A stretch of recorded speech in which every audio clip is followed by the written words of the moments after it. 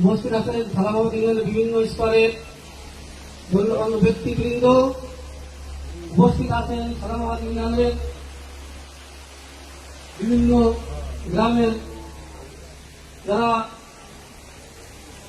সামাজিক রাজনৈতিকভাবে নেতৃত্ব দিয়ে থাকেন। আমি সকলকে আমার পক্ষ থেকে সাধুবাদ ও মোবারকবাদ জানাই।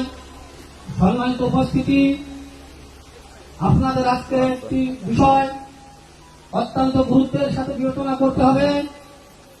আজকে যে নির্বাচনী দামাডোল বাজছে, আমরা নিশ্চিতভাবে দেখতে পাচ্ছি সালামাবাদের প্রার্থী হিসেবে আমরা সেদিন সবাই মিলে যে ঐক্যবদ্ধভাবে ফিরিন ভাইকে প্রার্থী ঘোষণা করেছিলাম,